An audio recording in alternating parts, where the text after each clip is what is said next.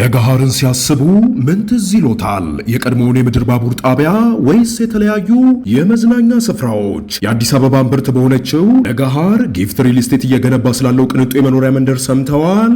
ላለፉት 3 አስርት ዓመታት ከ10 ሺህ በላይ ቤቶችንና የንግድ ሱቆችን ጥንቅቅ አድርጎ ሰርቶ በማስረከብ የሚታወቀው ጊፍት ሪል ስቴት አሁን ደግሞ መጪውን የፋሲካ በዓል ምክንያት በማድረግ በሁሉም ሳይቶቻችን ላይ ማለትም በለገሃር በ22 በተክለ ሃይማኖት በሲኤምሲ በአያ በቦሌ አትላስ ከመጋቢት 17 ቀን ጀምሮ ታላቅ የሽያጭ ኤክስፖ አዘጋጅተን እየጠበቅኖት ነው። በእነዚህ ቀናቶች ሲመጡ በ20% ቅናሽ፣ በ5% ቅድመ ክፍያ እንዲሁም በ55/45 የረጅም ጊዜ ባንክ ብድር የተመቻቸለትን አፓርትመንቶችና የንግድ ሱቆችን ለሽያጭ አቅርበናል። ያስታውሱ፣ የቀሩን ውስን ቤቶችና የንግድ ሱቆች ስለሆኑ ፈጥነው የዚህ ዕድል ተጠቃሚ ለመሆን በ0979 2828 33 ላይ በመደወል ይመዝገቡ። ጊፍት ሪል ስቴት ማህበረሰብን እንገነባለን። ተማምነው በህጋዊ መንገድ በነፃ ካሉበት ሆነው ወደ ሀገር ቤት ገንዘብ መላክ ተችሏል። ላኪ ሬሚት አለሎት። እንኳን ለብርሃነ ትንሣኤው በሰላም አደረሶ። ገንዘብ ወደ ሀገር ቤት ከማንኛውም ስፍራ ከአሜሪካ፣ ካናዳ፣ አውሮፓና ከመካከለኛው ምስራቅ ለሚልኩ ዲያስፖራዎች በሙሉ ላኪ ሬሚት ትልልቅ ምንዛሬዎችንና ዳጎስ ያሉ ጉርሻዎችን ያለምንም ክፍያ በነፃ በህጋዊ መንገድ መላክ ያስችላል። ላኪ ሬሚት በተጨማሪም ከማስተር ወይም ቪዛ ካርዳችሁ ላይ ወደ ፈለጋችሁት የኢትዮጵያ ባንክ ስትልኩ ገንዘቡ በ2 ሴኮንድ ውስጥ ይደርሳችኋል። 2 ሴኮንድ ብቻ። መተግበሪያው አፕሊኬሽን ከብሔራዊ ባንክ ሙሉ ፍቃድ ያለው በመሆኑ ምንም ሐሳብ ሊገባችሁ አይገባም። ስለዚህ የላኪ ሬሚትን መተግበሪያ ከፕሌይ ስቶር እና አፕ ስቶር ላይ በማውረድ አሁኑኑ በነፃ ላክ። ለአስተማማኝና ፍጥነት ማን እንደ ላኪ ሬሚት። ላኪ ሬሚት አለሎት።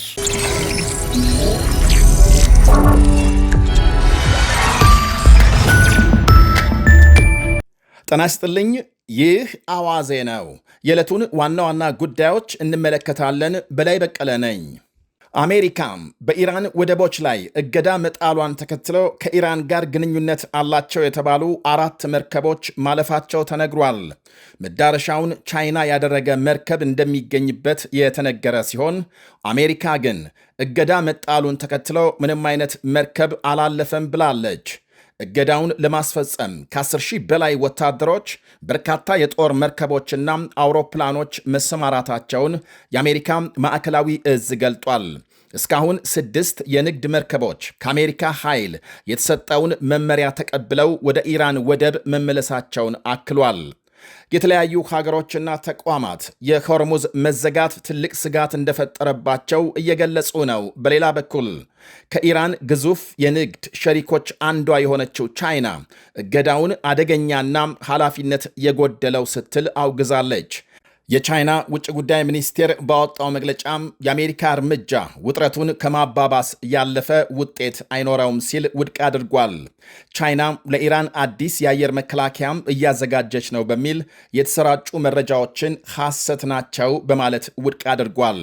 የተባበሩት መንግስታት በበኩሉ ማንም ይሁን በሆርሙዝ ሰርጥ የሚደረግ የመርከብ ዝውውርን የመዝጋት ምንም አይነት ሕጋዊ መብት የለውም ብሏል።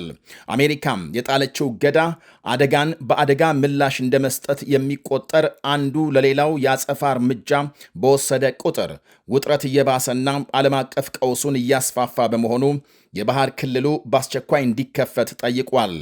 የአሜሪካ ምክትል ፕሬዝዳንት ጄዲ ቫንስ በበኩላቸው የኢራን አገዛዝ ሆርሙዝን በመዝጋት የኢኮኖሚ ሽብር እየፈጸመ ነው በማለት ከሰዋል። ኢራን ጀመረችው፣ አሜሪካም የኢራን ወደቦችን በመዝጋት ተመሳሳይ ጨዋታ እንደምትችል እያሳየች ነው ብለዋል። የኢራን ባለሥልጣናት በኢኮኖሚ የሽብር ተግባራቸው የሚቀጥሉ ከሆነ አሜሪካም የኢራን መርከቦች እንዳይወጡና እንዳይገቡ ማድረግ እንደምትቀጥል አስጠንቅቀዋል። ምክትል ፕሬዝዳንት ጄዲ ቫንስ ከፋክስ ኒውስ ጋር ባካሄዱት ቃለ ምልልስ በፓኪስታን የተደረገው ንግግር ለውጥ የታየበት እንደነበር በድጋሜ ገልጸዋል። ያም ሆኖ ኳሱ በኢራን ሜዳ በመሆኑ የተባለችውን ልትፈጽም የግድ ነው ብለዋል።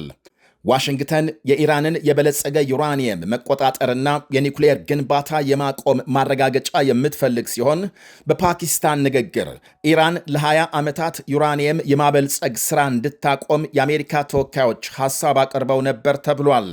የኢራን ተደራዳሪዎች ግን ለ20 ሳይሆን ለ5 ዓመት ዩራኒየም ለማቆም ቢስማሙም አሜሪካም ፈቃደኛ ሳትሆን መቅረቷን ሲኤንኤን ዘግቧል።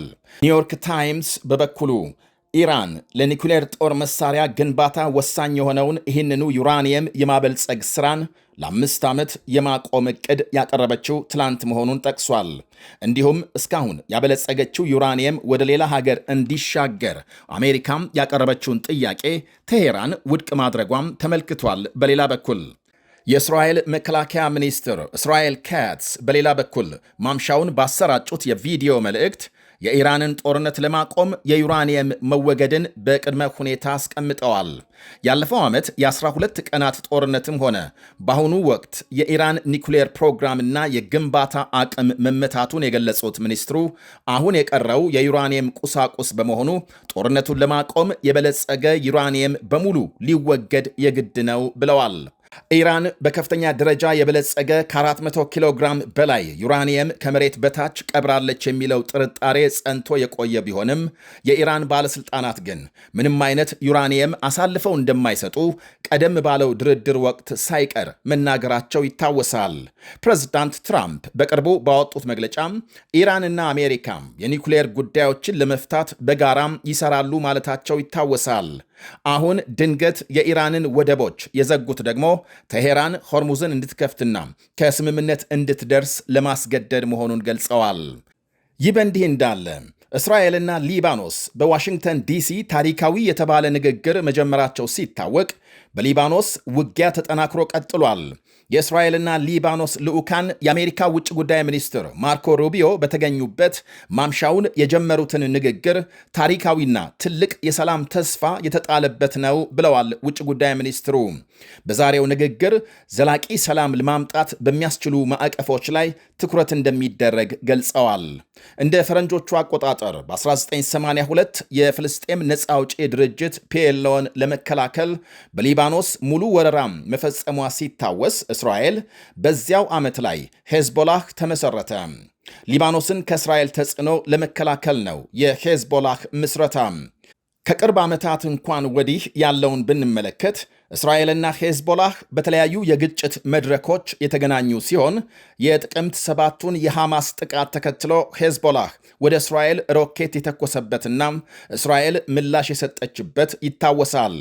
በ2024 መስከረም እስራኤል በሄዝቦላህ አባላት ላይ በእጅ ጥሪ መቀበያ አማካኝነት ፍንዳታ በማድረስ ከፍተኛ ጉዳት ማስከተሏ ሲነገር በዚያው ዓመት በአሜሪካና ፈረንሳይ አሸማጋይነት ተኩስ አቁም ማድረጋቸው ይወሳል። ያም ሆኖ ተኩስ አቁሙ በተደጋጋሚ ሲጣስ ቆይቷል። አሁን በኢራን ጦርነት በይፋ ተገናኝተው ሲዋጉ ሲጋደሉ ከዚህ ደርሰዋል። የእስራኤል ሊባኖስን ንግግር አጥብቆ የተቃወመው ሄዝቦላህ በእስራኤል ላይ ዛሬም ጥቃት መፈጸሙን ዘገቦች አመልክተዋል። የሰላም ንግግሩ ዓላማ ወይም ዋነኛ ነጥቦች ተኩስ አቁም ማድረግና ሄዝቦላህን ትጥቅ ማስፈታትን አጠቃለው ይዘዋል።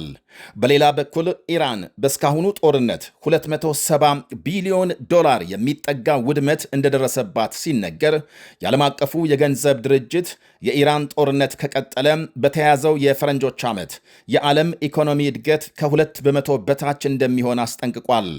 ከኮቪድ ወረርሽኝ ወዲህ ዓለም በአሁኑ ወቅት ከፍተኛ ፈተና እንደገጠማት ገልጧል። በኢራን ጦርነት ሳቢያ የዓለም የነዳጅ ዋጋ ከፍተኛ ጭማሪ ማሳየቱ ለቀውሱ መባባስ ምክንያት እንደሚሆን ገምቷል። $110 የደረሰው የአንድ በርሜል ነዳጅ ዘይት ዋጋ በሚቀጥለው የፈረንጆች ዓመት $125 እንደሚደርስ አመልክቷል። አሜሪካም የኢራንን ወደቦች መዝጋቷም በራሷ በቴሄራን የውጭ ንግድ ላይ ሳይቀር ትልቅና ተጨባጭ ተጽዕኖ ያሳድራል ይላሉ የመስኩ ባለሙያዎች። ቻይና፣ ቱርክ፣ ህንድና ፓኪስታንን ጨምሮ የኢራንን ምርቶች በዋነኛነት የሚገዙ ሀገሮች ፊታቸውን ወደ ሌላ ለማዞር እንኳን ረጅም ጊዜ ሊወስድባቸው ስለሚችል ጉዳት ላይ መውደቃቸው አይቀርም።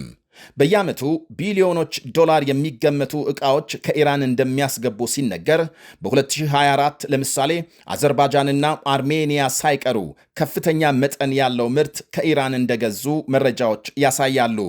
ቻይና ግንባር ቀደም የኢራን ደንበኛ ስትሆን በ2023 ብቻም የብረት ማዕድናትን ጨምሮ ከ4 ቢሊዮን ዶላር በላይ የተለያዩ ምርቶች ከቴሄራን ማስገባቷም ይነገራል። ይህም ኢራን ወደ ውጭ ከላከችው ምርት 35 በመቶውን ሲሸፍን ቱርክ የ2 ቢሊዮን ዶላር፣ ህንድና ፓኪስታን እያንዳንዳቸው የ1 ቢሊዮን ዶላር ዕቃም ገዝተዋል በዚያው 2023 ላይ። ይህ አዋዜ ነው።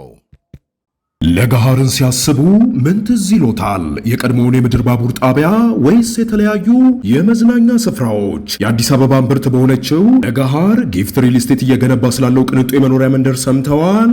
ላለፉት 3 አስርት ዓመታት ከ10 ሺህ በላይ ቤቶችንና የንግድ ሱቆችን ጥንቅቅ አድርጎ ሰርቶ በማስረከብ የሚታወቀው ጊፍት ሪል ስቴት አሁን ደግሞ መጪውን የፋሲካ በዓል ምክንያት በማድረግ በሁሉም ሳይቶቻችን ላይ ማለትም በለገሃር በ22 በተክለ ሃይማኖት በሲኤምሲ በአያት በቦሌ አትላስ ከመጋቢት 17 ቀን ጀምሮ ታላቅ የሽያጭ ኤክስፖ አዘጋጅተን እየጠበቅኖት ነው። በእነዚህ ቀናቶች ሲመጡ በ20% ቅናሽ፣ በ5% ቅድመ ክፍያ እንዲሁም በ55/45 የረጅም ጊዜ ባንክ ብድር የተመቻቸለትን አፓርትመንቶችና የንግድ ሱቆችን ለሽያጭ አቅርበናል። ያስታውሱ፣ የቀሩን ውስን ቤቶችና የንግድ ሱቆች ስለሆኑ ፈጥነው የዚህ ዕድል ተጠቃሚ ለመሆን በ0979 2828 33 ላይ በመደወል ይመዝገቡ። ጊፍት ሪል ስቴት ማህበረሰብን እንገነባለን። ተማምነው በህጋዊ መንገድ በነፃ ካሉበት ሆነው ወደ ሀገር ቤት ገንዘብ መላክ ተችሏል። ላኪ ሬሚት አለሎት። እንኳን ለብርሃነ ትንሣኤው በሰላም አደረሶ። ገንዘብ ወደ ሀገር ቤት ከማንኛውም ስፍራ ከአሜሪካ፣ ካናዳ፣ አውሮፓና ከመካከለኛው ምስራቅ ለሚልኩ ዲያስፖራዎች በሙሉ ላኪ ሬሚት ትልልቅ ምንዛሬዎችንና ዳጎስ ያሉ ጉርሻዎችን ያለምንም ክፍያ በነፃ በህጋዊ መንገድ መላክ ያስችላል። ላኪ ሬሚት በተጨማሪም ከማስተር ወይም ቪዛ ካርዳችሁ ላይ ወደ ፈለጋችሁት የኢትዮጵያ ባንክ ስትልኩ ገንዘቡ በ2 ሴኮንድ ውስጥ ይደርሳችኋል። 2 ሴኮንድ ብቻ። መተግበሪያው አፕሊኬሽን ከብሔራዊ ባንክ ሙሉ ፍቃድ ያለው በመሆኑ ምንም ሐሳብ ሊገባችሁ አይገባም። ስለዚህ የላኪ ሬሚትን መተግበሪያ ከፕሌይ ስቶር እና አፕ ስቶር ላይ በማውረድ አሁኑኑ በነፃ ላክ። ለአስተማማኝና ፍጥነት ማን እንደ ላኪ ሬሚት። ላኪ ሬሚት አለሎት።